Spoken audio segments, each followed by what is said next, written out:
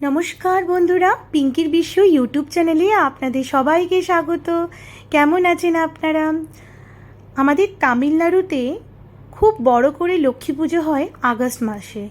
যেমন নর্থে যেমন হয় কোজাগরি লক্ষ্মী পুজো অক্টোবরে, তেমনি এখানে আগস্ট মাসে লক্ষ্মী পুজো বলা হয় বড়লক্ষ্মী পূজা। তো এটা ছিল 16 অগস্ট, শুক্রবার পড়েছিল। তো অনেকটাই লেট পোস্ট হলো আমার। যাই হোক, আমাদের পাশে যে হনুমান টেম্পল, সেখানে এরকম বেঞ্চি পেতে বসে অনেক লোককে খাওয়ানো হয়।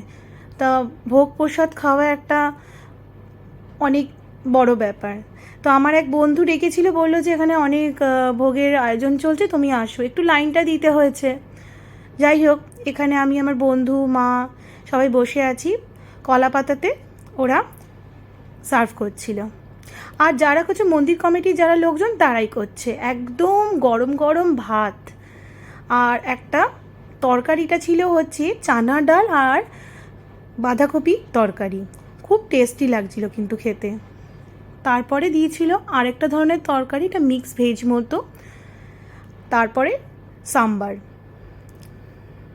তারপরেই দিয়ে দিল হচ্ছে সাবুর পায়েস। আবার দিল হচ্ছে রাসাম আর ভাত, টমেটো রাসাম। টমেটো রাসাম খেতে কিন্তু দারুণ লাগে।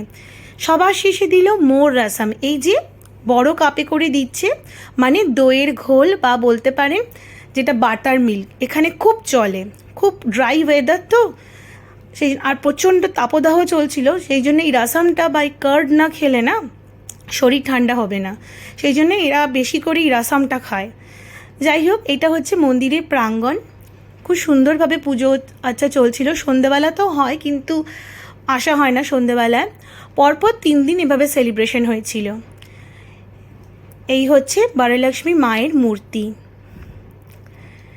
যাই হোক, এইভাবে খুব সুন্দরভাবে আমাদের সেই দিনটা কাটলো।